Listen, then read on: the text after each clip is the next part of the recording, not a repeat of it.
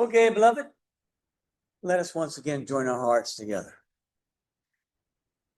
Father, we just rejoice to be named in your family, to be able to be here, to even hear and to speak about you freely. Thank you so much for this opportunity, and thank you for shedding the darkness within us, that you are opened our eyes and our ears to be able to hear and to see. Father, let us take in the full vision of who your Son is, so that we may rejoice and bring forth fruit. To the name of Jesus Christ, in whom we pray. Amen. Well, we're going to be picking up where we left off last week, where Danny had asked us a question at the very end of when does all this stuff happen? And I only gave one perspective. So what I thought today is we would go back and put things in a nutshell. So we're going to kind of fill in some of the gaps of how this is read and what's going on historically. And then I may have been too optimistic that we may be able to get to it. I was going to sort of move through both the Jewish perspective, the historical perspective, the preterist perspective, the futurist perspective, and kind of see how each one runs through the same text and why. So I may have been way over ambitious, but we're going to give it a shot. So put on your chin straps. We're going to move because we're talking about the second part of the vision. Remember, he gives two parts of the vision about the ram, and the one vision seems pretty self-explanatory. That's Medo-Persia, that's Greece, that's the king, and that seems pretty explanatory. But Daniel says, I didn't understand. And he says, well, maybe there's another element. We saw that there's two versions of that today. And so we're going to look at that second Mara type of vision. And it looks like, oh no, we can read it up there. Perfect. Okay. We're going to read through this little section in Daniel 9, where he gets the understanding of the Mara, the second set of vision of what's going to take place for God's people. And we're going to sort of kind of break it down as we go through. And then we're going to kind of back out and historically give you the kind of the background, so that as each one kind of refers to somebody, you know who they're talking about. Because as he says in verse 20, Daniel speaking, while I was speaking and praying and confessing my sin and the sin of my people Israel, and presenting my plea before the Lord my God for the holy hill of my God, while I was speaking in prayer, the man Gabriel, who I had seen in the vision at first, came to me in swift flight at the time of the evening sacrifice. So Gabriel was in chapter 7 with the vision, right? Explaining that. And now Gabriel is back for part 2. And he's going to give him the part 2. He made me understand, speaking with me and saying, "O Daniel, I have now come out to give you insight and understanding. At the beginning of your pleas for a mercy, a word went out, and I've come to tell it to you, for you are greatly loved. Therefore, consider the word and understand the vision.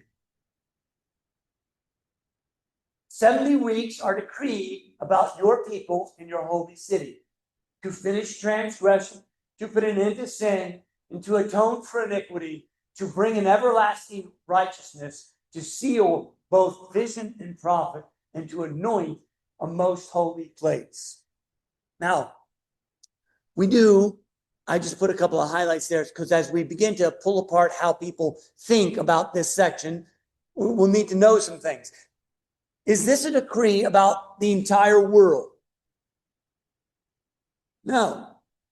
It's about the people of God, who currently are the Jews, and the holy city, which would be Jerusalem. And he says, and to finish up transgression. That there in itself, the word transgression has an element of rebellion in it. Okay? So that would eliminate the Gentiles from this discussion. Because just as we have spoken before of like the word adultery, a single person cannot commit adultery. You have to be in covenant, right? You have to have been in covenant to be able to commit adultery. Same thing when God talks about the Israel being idolatrous. The Gentiles cannot really be idolatrous. They can't betray him because they were given over to that thing by God.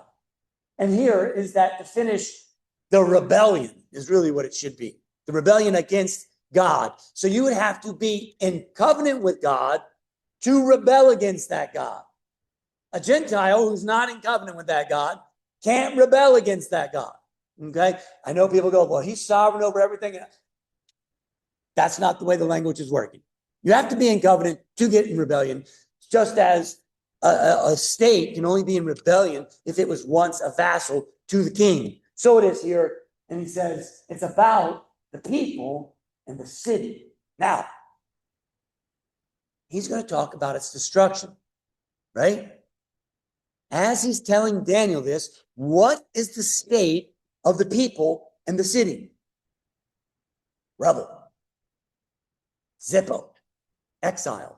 So something must take place before these other parts can come to be, right? Because you can't go and redestroy rubble that's already rubble.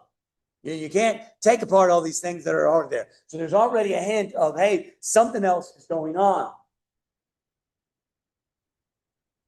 Verse 25. Know therefore and understand that from the going out of the word to restore and build Jerusalem to the coming of the anointed one, a prince, there shall be 7 weeks. Then for 62 weeks it shall be built again with squares and moat, but in a troubled time. Now, from the going out of the word to restore, to build Jerusalem. When we look at how people interpret this, it's when do you begin counting the weeks? When does it begin? Some would say, back with Cyrus, when Cyrus said, all right, you may go back and begin building the temple. And then there's others who would say, well, no, that's not what he said. He said to build the city, because to build the temple is one thing, to build the city and the walls. So would it be under Cyrus? Or Darius also makes a command to go back and build? And then there's the last one underneath Artaxerxes. And Artaxerxes is the one who says, go back and build the walls in the city. So depending on where you want the 70 weeks to end is where you're going to begin. Now, a lot of this looks like home cooking. And I would tell you it is. Because it's that thing of, I have an idea that I want to work in the 70 weeks. Now, if we asked 8 scholars their opinion of Daniel 9, we would probably get 13 different answers, okay? And so then we'd say, well, then why are simple plowboys like us even attempting to do that? And I say, it's amazing what we can do without a lot of the trees in the way of the forest. We'll be able to see this thing, and I think come to an easy, clear conclusion as to how to see it. Okay, but we're going to read. So now, I've also highlighted the anointed one, a prince. Now, they have an anointed one, and that is correct. It's not the anointed one. There's not a direct article, and that's going to come into play with some of the interpretation. But for us, we need to ask ourselves, the anointed one, the prince. Here it is the same person or same thing. As we keep reading about the vision, he's going to use the words again, and we need to ask ourselves, is he still speaking of the same person or somebody different? Because there are some who will say, no, even though he uses the word Messiah, that word anointed means Messiah, and some of your translations may say, and the coming of the Messiah, the prince. It's the same word, Mashiach, and then the prince, the Hadag. Does he, even though he's using the exact same word, mean somebody else? Because that's how some people are going to get to a different understanding of Daniel, and we'll get into that. But that will be one difference. So keep in your mind, who is that person or thing?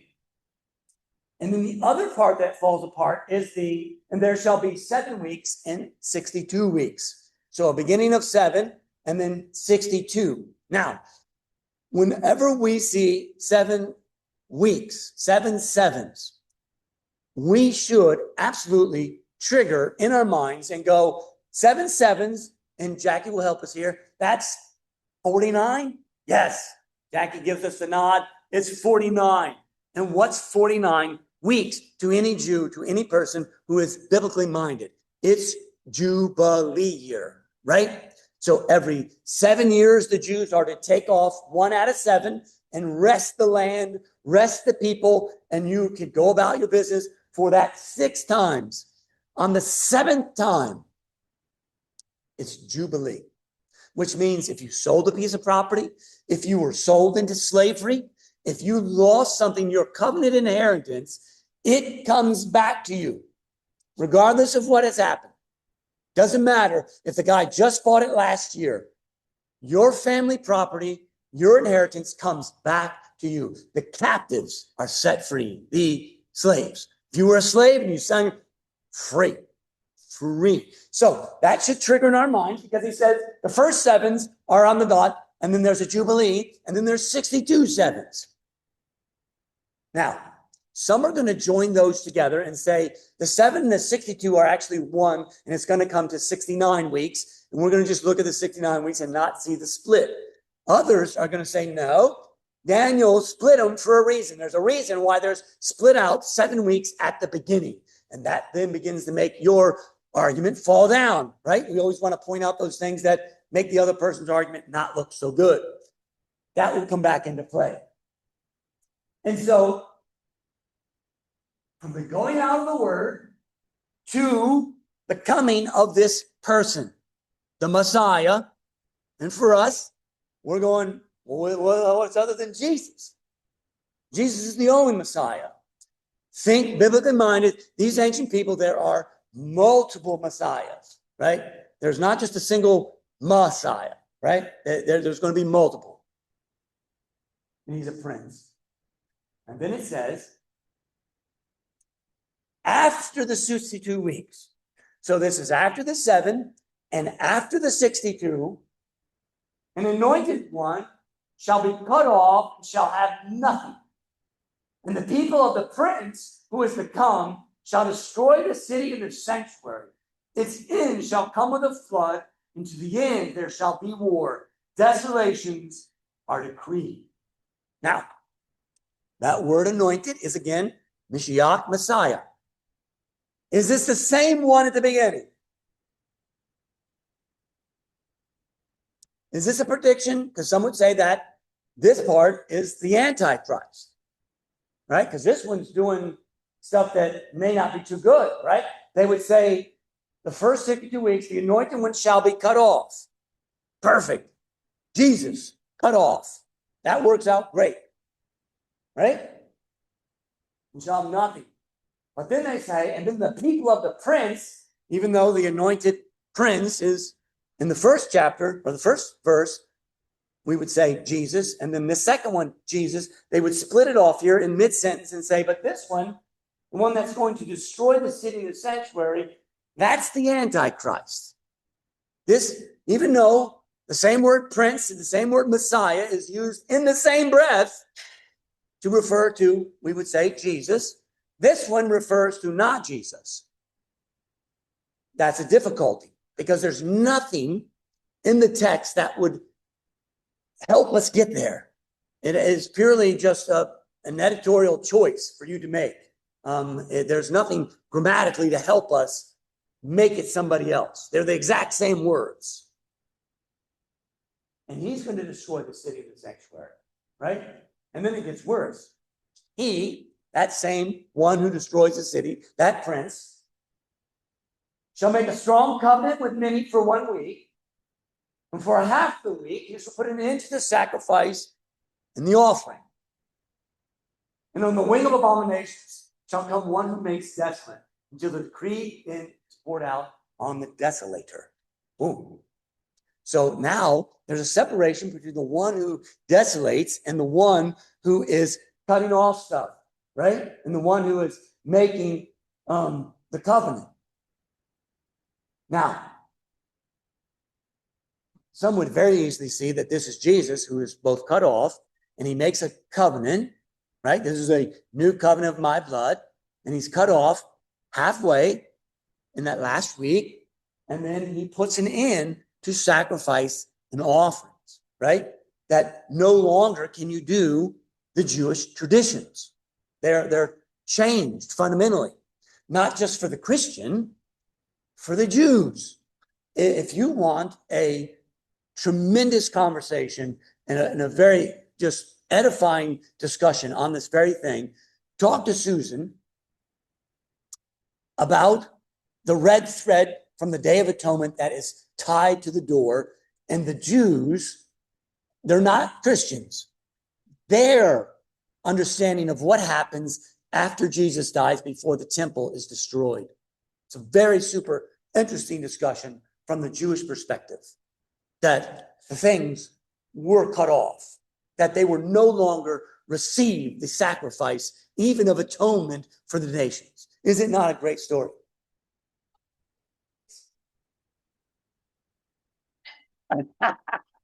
Well, you get to dig it up together, then again, fascinating thing. So that's where he leaves us.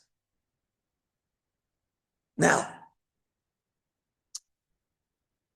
who is the desolator? Who is the one cut off? When does the week start? When do the weeks end? It depends on who gets to make the dinner. Okay? So we're going to start back. And Lisa, you're going to have to tell me whether to stretch it out or give us more, or I'm going to try to be quick and pithy.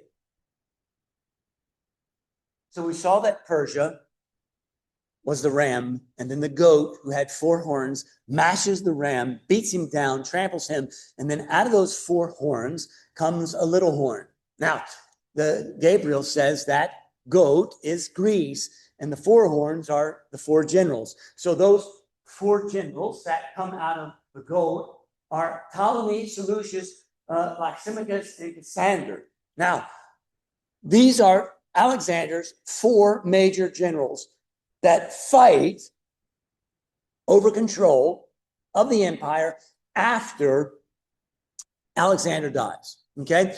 The only 2 that matter to us are going to be the Ptolemies, who own Egypt and North Africa and also fight up the Mediterranean where Israel's at, and the Seleucid Empire, who is Asia Minor and over towards Babylon, and then also dips down into that thing. Now, the capital of Egypt, is going to be in Alexandria and other places for the Greeks. And then the Seleucid Empire is going to be founded in Antioch. We know Antioch, right, from Paul and Silas, a big number there. Barnabas is from there, right? This is a huge population of Jews, not only in Jesus' time, but even in their time. There's a large population of Jews in Alexandria, in Antioch, and in Israel. That matters because when people talk about Antiochus Epiphanes, who is one of the men who people love to stick forward, he just can't carte blanche infuriate such a large number of people within his control. I mean, that's just begging for rebellion, but we'll get there. So whenever they do the Ptolemy Empire is going to end up with Cleopatra and Mark Antony, and we know those stories. And the Seleucid Empire is going to end up with Antiochus and then the Herodian kings there. So let us play with this just a little bit, because within these 4 generals, we're just going to look at the 2. And from the Seleucid one is where people would say the Antichrist comes, which is Antiochus Epiphanes. If you don't know that name, it'll keep coming up again and again. He's Antiochus IV, okay? So his father, his great-grandfather, his great-great-grandfather, and now it's him. He should not have taken the throne. He was not in line for the throne, okay? He was a real man, absolutely 100% real, okay?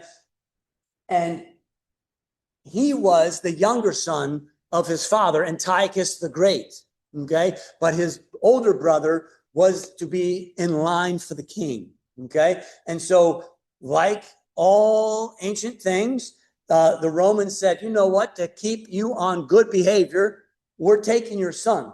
So Antiochus Epiphanes, who's not Epiphanes when he's taken, goes to Rome, and he spends most of his life in Rome as you're not really a prisoner, but you're not allowed to leave. Okay? You're treated really well as a child of a monarch from another area, but it's the way Rome keeps control of you, right? So if we take one of your heirs, you're less likely to rebel because I got one of your kids and I'll kill him, right? I'll do him harm if you don't act right. His father dies, and his brother, who is the one who is to take the throne, Seleucid, takes and rules, and Antiochus is in Rome, but now he doesn't need to be there because his dad is dead. He was kind of like the ransom hold, right? So now his brother has to send his firstborn, Demetrius, I think is his name. He sends him, and Antiochus is now free to go. But he doesn't go back home. He goes into Greece, and he loves Hellenism. He wants Greek thought, life, social, culture, everything to be Greek. He loves it. He wants it. That's what he wants to do. And then by a series of events that, it's one of those things of, I wish Mel Gibson would get in on this one and just start making a movie because it's got some great stuff in it. And he should not be king. But his brother is assassinated by a family friend that wants to take control of the kingdom. And when he's assassinated, the guy goes, he doesn't show that he killed him. The infant son of the brother is the rightful king, and I'm going to protect him till he's old enough, and I'm going to kind of rule in his stead. Antiochus sees this and says, here's my chance. He goes to the king of Pergamum and says, give me men in arms, and I'm going to go take the rightful kingship. So he goes and he drives out the usurper. And then he says, I'm going to protect the little guy till he's older, although the rightful heir, Demetrius, is in Rome. And he says, I'm going to take care of him. A couple of years into that, conveniently, while Antiochus is out in Sicily doing some other business, the kid dies. Conveniently. And then guess who's up to bat? Antiochus. So he's now in charge. Now, when he takes the throne, Antiochus, boom. Onias the third is the high priest. He is from the line of Zadok. So going into exile and coming out of exile is the family of Zadok, who is the Zadokites, who the high priestly line is to be through. And so for hundreds of years, they are performing their duties. They are very pious and they are very traditional. They also I mean to bore you, exile and after exile, follow the solar calendar. And to you and I, that's not a big deal. To the Jews and anybody who's paying attention to the Old Testament, it is. Because you just can't be like a Presbyterian today and say, the Lord just wants us to have the Sabbath 1 and 7, so we just pick a day, and whether it's Sunday or Saturday, we just do. No, sir. No, sir. The Sabbath, if you picked up sticks on that day, or you traveled too far, or you did something that you weren't supposed to do on the Sabbath, it was. And the priest said, this is a super big deal. You just can't get the wrong day. If you were doing it on the wrong day, you're dead in God's eyes. And you should be dead in front of men. And so they say, nope, the solar calendar is the only calendar that makes sure the Sabbath always lands on the same day. And the festivals land on the exact same day every single year, right? Because whenever we do Easter, does Easter always end up on the same day? No, that thing zips into March, zips into April. It's just up and down this calendar. Why? Because the Jews who take over, Jason, whose real name is Jesus, they follow the lunar calendar because that's what the Greeks follow, the lunar calendar. And there's a change. And so they've come to a Jewish understanding of a solar/lunar calendar. But now your dates are off. Okay? Now things are peculiar. That we do not have time. But The critics of the Gospels and of Christianity would say there's contradictions in your scriptures, right? So Matthew, Mark, Luke all say that Jesus told his disciples, go and prepare the upper room so that we may observe the Passover. All three say that. Now, did Jesus observe the Passover meal with his disciples at the Last Supper? We would say, yes. The Gospel of John contradicts that. And in fact, when all these things are happening, right, the Jews come to Pontius Pilate and say, we can't even come in to talk to you in your little house because that will make us unclean to observe the Passover.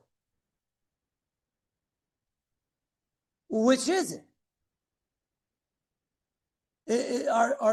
Did John get it wrong, or did the other gospel writers get it wrong? How could the Jews be observing the Passover on Wednesday and also on Friday?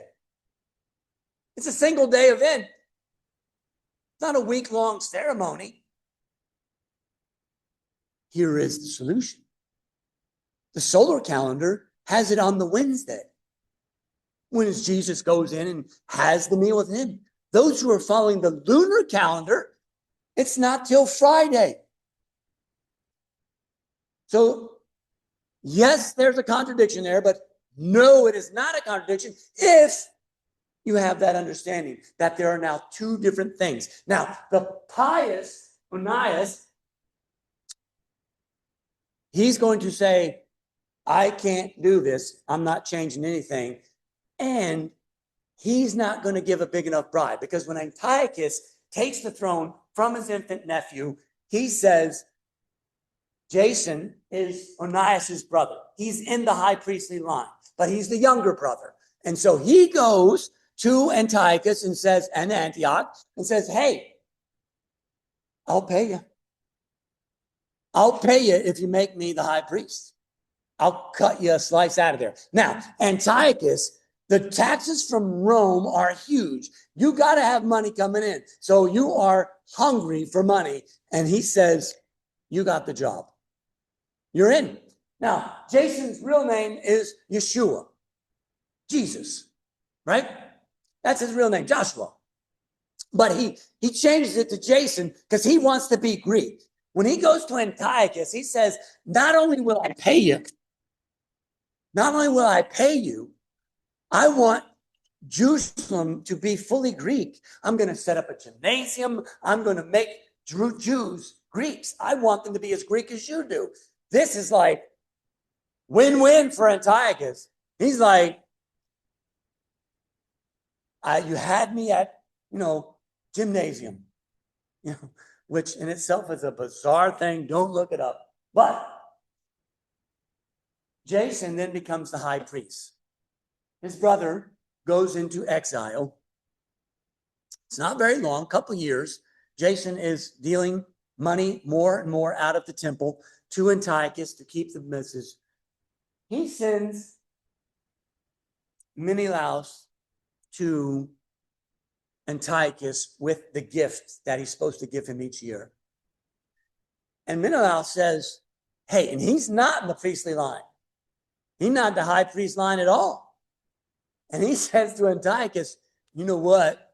If you make me high priest, I will give you even more.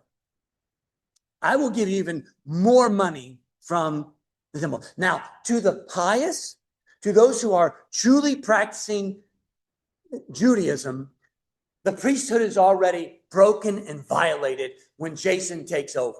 When Jason takes over, the real Jews who now move into the Qumran community or towards the northern part of the Dead Sea, they go, you're no longer the faith. You have perverted the calendar. You now don't worship God when he tells you. You're becoming more and more Greek and those things. But now Antiochus likes Onias. He has much love and respect for him. So much that when Menelaus begins to steal more and more gold from the temple, enough evidence comes to the surface to where Onias comes forward and begins to say, this is sacrilege. He is selling the stuff out of God's temple to the pagans, and this is wrong in every way. So it starts an uproar among the people, right? And so he got to kill him. Onias then flees back toward Antioch, goes into a pagan temple where you're not allowed to kill people in Daphne, and Menelaus wants him dead because he's messing up the whole scheme, right? Now, at that time, Antiochus is trying to suppress, I think in Sicily or somewhere to the east, west, somewhere to the west, he's trying to suppress a rebellion that's in his little sect. So he's not in Antioch.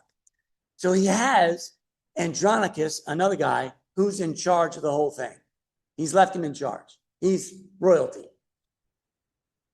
Menelaus comes to him and says, Andronicus, I got to get this guy gone.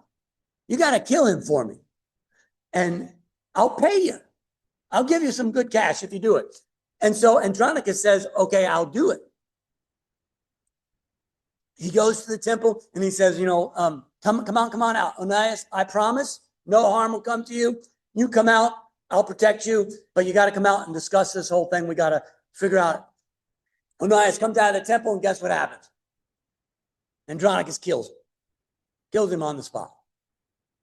That makes Menelaus super happy. Now all the rabble rousing has sort of stopped. Antiochus hears about it. Guess what he does?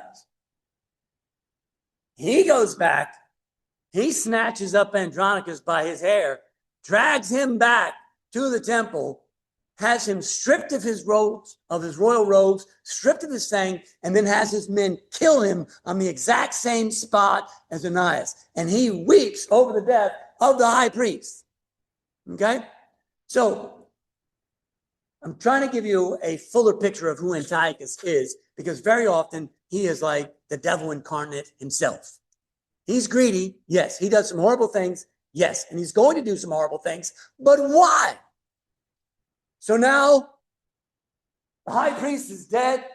Menelaus is in power.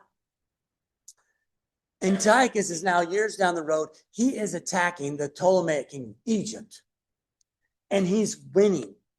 So he has to go.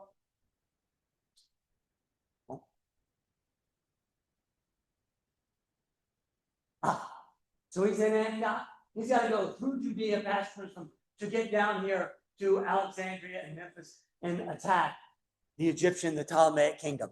And he's doing great.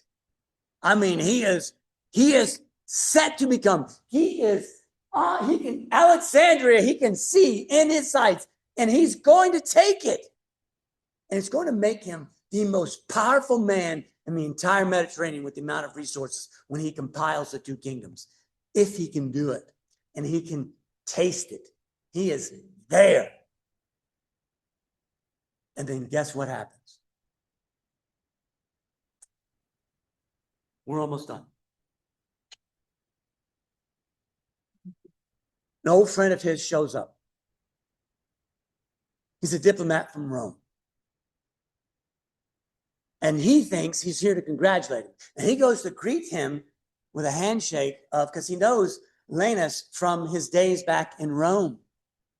But Laenas doesn't stick out his hand to shake him. He hands him a clay tablet from the Rome Senate. And that changes everything. Because on the tablet, there's just a few words that says, withdraw your army from Egypt or make war with Rome. That's a big deal. That's a big deal because Rome is mounting in power. He was raised in Rome. He knows how the system works. He knows they're killers. No one has stood against Rome yet. And he's at this crossroad of now I've just been given a command by a diplomat, not even a full army. And I've got my whole army in front of me. Those men they're men of ego, right? And so he says to his friend, I need some time to talk to my advisors about this. And this is where I wish Mel Gibson would get involved and give us a movie, right? Because have you ever heard of I've drawn a line in the sand? You heard that? That's where that's from. It's the day of Eleusis, okay? This is the day where in history, the scholars go, this is when the whole world was put on notice. Rome is on the scene, and Rome is the top dog of everybody. Because right now, it's still 4 or 5 different kingdoms, but now Rome has said, here's my power. And he stands there with Antiochus on the beach with Alexandria in the view. I love AI. I can tell it to do this, fill in the picture, and then bam, it draws it. Laelius takes his staff, that his walking stick, and he stands and he walks a circle around Antiochus and then looks him in the face and says, don't step 1 foot out of that circle without giving me your answer for the Senate. Talk about tension. Oh my goodness. You wish you could play it a different way and continue the war a little bit different way, but now it's all on the line. And Antiochus knows he can't beat Rome. And so he says, I will do what the Senate decrees. And he begins to take his armies back up to Antioch. So he's leaving Alexandria. Where's he going? He's got to go right through Jerusalem. Now, you remember our other? All right, we'll make it quick. Now, remember Jason got kicked out of the high priest by Menelaus, right? Menelaus. So, while Antiochus is in Egypt, there's a rumor that he's dying in battle, and that's why the war is over and they're retreating, that he's been killed. That's not true, but that's the rumor that comes back.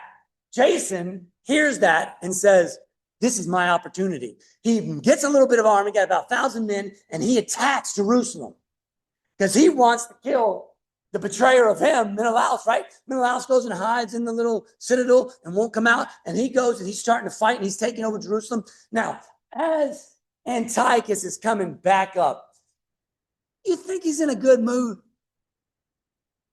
He's not in a good mood. You think his army's in a good mood? They were just about to seize the greatest victory and become the greatest power in the Mediterranean, and it was snatched from your hands. To say the least, they're pissed. And this doesn't look like a squabble between the Jews. This looks like an open rebellion against him. And he's mad. And when he comes to Jerusalem, he slaughters 40,000 men. And then he takes 40 of their wives and children and sends all them into slavery. I mean, he makes a go of it. He makes no beef. Now, Menelaus actually retains, through a lot of trickery and other things, the priesthood. So Antiochus gets back to Antioch, and that's when he makes the decree. He sends his other general down there, and he says, I want Judaism ended. I'm tired of them always rabble-rousing and doing things. And he makes Judaism illegal. You're not allowed to circumcise. You're not allowed to possess the law. You're not allowed. That's when he desecrates the temple, quote unquote, whenever he goes, oh, see, he cut off the sacrifice and he cut off, he ended the whole thing. He desecrated it. And he did. He put a thing of Zeus in there. He sacrificed pigs there, but he took women. If you circumcised your kid, he would take that woman to the top of the wall and they would hang the baby around her neck and shove her off the top. I mean, they made public display of, I'm tired of Judaism in Jerusalem. It's still fine if you're in Antioch. You're still fine if you're in Alexandria. But in Jerusalem, you're not allowed to practice this thing. It's over. Now, way too ambitious.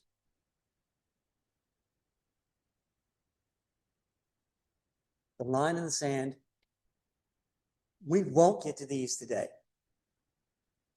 But we need to see, like the Jews would say, the first weeks are going to be Onias the high priest. He's the anointed one that's spoken of in the first section. And we're going to kind of lay each thought across history and see how they come to those conclusions.